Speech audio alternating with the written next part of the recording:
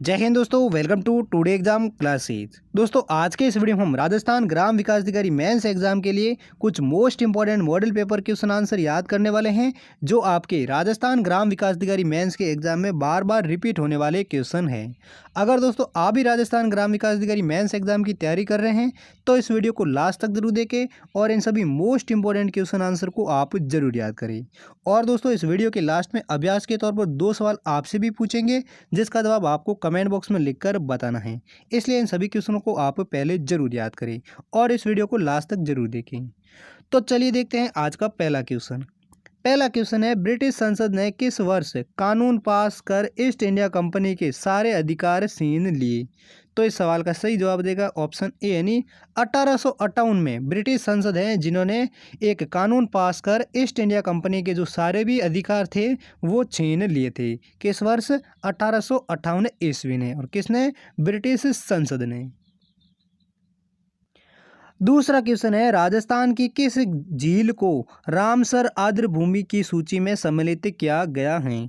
तो इस सवाल का सही जवाब देगा ऑप्शन डी यानी राजस्थान की सांबर झील है, जिस झील को रामसर आर्द्र भूमि की सूची में सम्मिलित किया गया है। किस झील को? सांबर झील को। नेक्स्ट अगला तीसरा क्वेश्चन है, भारत के प्रथम स्वतंत्रता संग्राम 1857 का कानपुर का नेतृत्व किसने किया था? यानी प्रथम स्वतंत्रता संग्राम में कानपुर का नेतृत्व किसने किया था भारत में? तो इस सवाल का सही जवाब है ऑप्शन सी यानी नाना साहेब हैं, जिन्होंने भारत की प्रथम स्वतंत्रता संग्राम 1857 में कानपुर का नेतृत्व किया था। किसने किया था? नाना साहब ने। अगला क्वेश्चन है, 1857 के दौरान लिखित पुस्तक मांझा प्रवास के लेखक कौन हैं? तो इस सवाल का सही जवाब देगा ऑप्शन बी यानी विष्णु भट्ट गॉडसे हैं, जिन्होंने 1857 के दौरान एक पुस्तक लिखी थी, जिस पुस्तक का नाम था मांझा प्रवास। किसने लिखी थी ये पुस्तक मांझा प्रवास? वो लिखी थी विष्णु भट्ट गॉडसे ने। और कब लिखी थी? 1857 की क्रांति के दौरान। अगला क्वेश्चन है, राजस्थान के किस जिले में टपुकड़ा औद्योगिक क्षेत्र स्थित हैं? तो इस सवाल का सही जवाब देगा ऑप्शन डी यानी राजस्थान के अलवर जिले में टपुकड़ा औद्योगिक क्षेत्र स्थित हैं। किस जिले में स्थित है टपुकड़ा औद्योगिक क्षेत्र? अलवर जिले में। नेक्स्ट अगला क्वेश्चन है, भारत सेवक की स्थापना निम्न में से किसके द्वारा की गई है?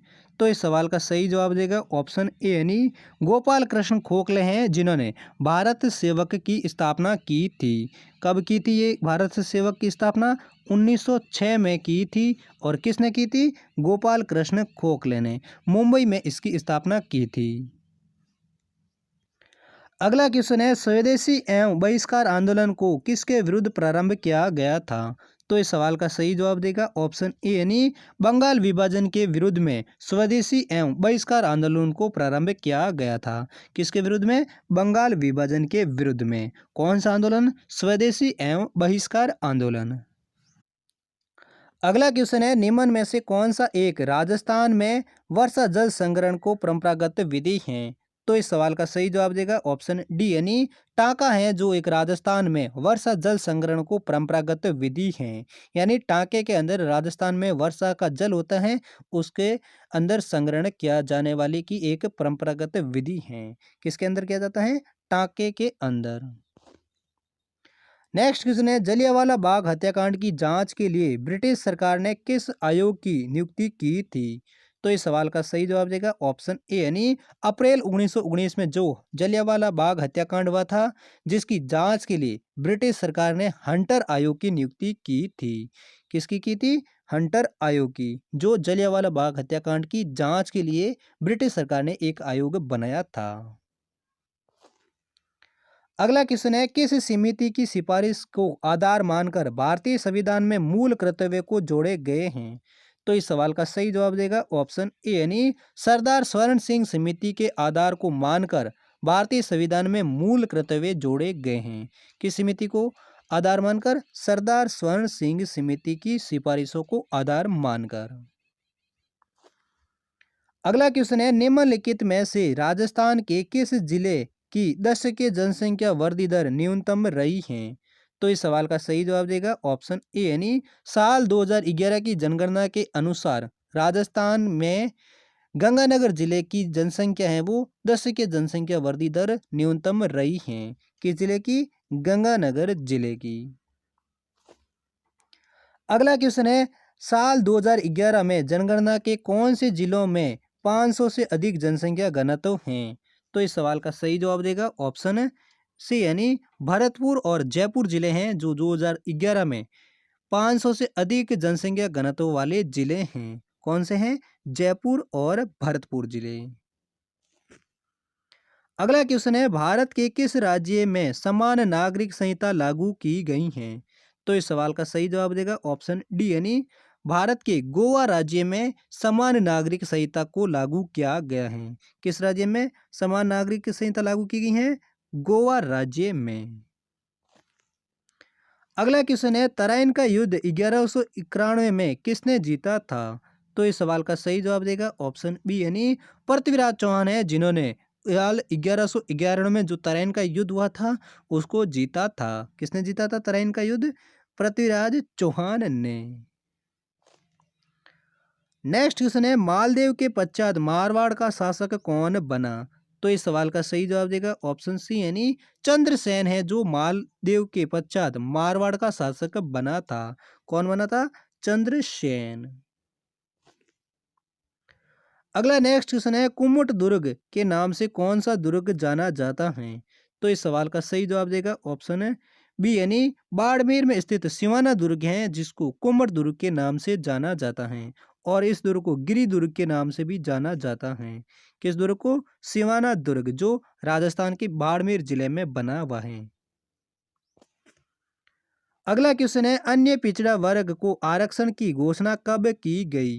तो इस सवाल का सही जवाब देगा ऑप्शन सी यानी 7 अगस्त 1990 को अन्य पिछड़ा वर्ग को आरक्षण की घोषणा की गई थी। कब? 7 अगस्त 1990 को।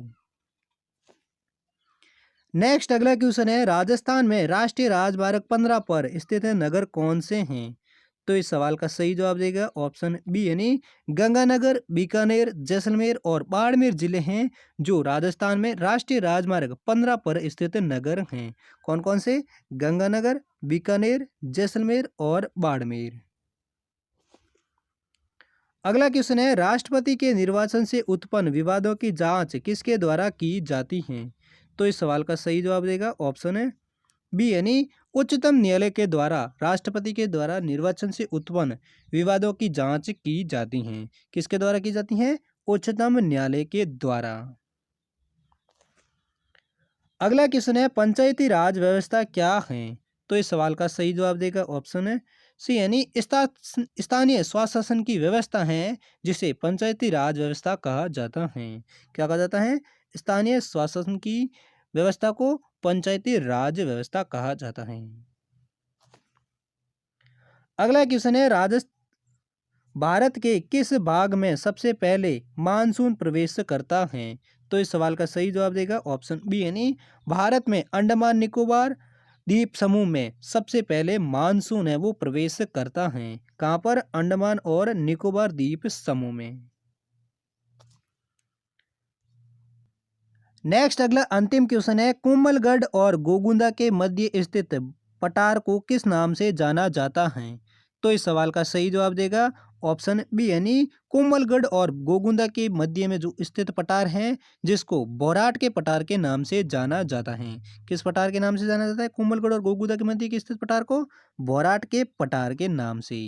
तो दोस्तों ये थे कुछ मोस्ट इंपॉर्टेंट क्वेश्चन आंसर जो आपके राजस्थान ग्राम विकास अधिकारी मेंस के एग्जाम में बार बार पूछे जाते हैं। उम्मीद करता हूँ ये सभी क्वेश्चन आपको अच्छे से याद हो गए होंगे। अगर याद हो गए तो इस वीडियो को लाइक करें, चैनल पर पहली बार है तो चैनल को भी जरूर सब्सक्राइब करें। और अब हैं 2 क्वेश्चन आपके लिए जिसका जवाब आपको कमेंट बॉक्स में लिखकर बताना है। आज का पहला अभ्यास क्वेश्चन है, 24 बनिया पुस्तक की रचना किस लोक देवता ने की थी? पाबू जी ने, गोगा जी ने, रामदेव जी ने या हड़बू जी ने? इन चारों ऑप्शनों में से कौन सा ऑप्शन सही है जिस लोक देवता ने 24 बनिया नामक पुस्तक की रचना की है? वो आप कमेंट में जरूर लिखकर बताइए।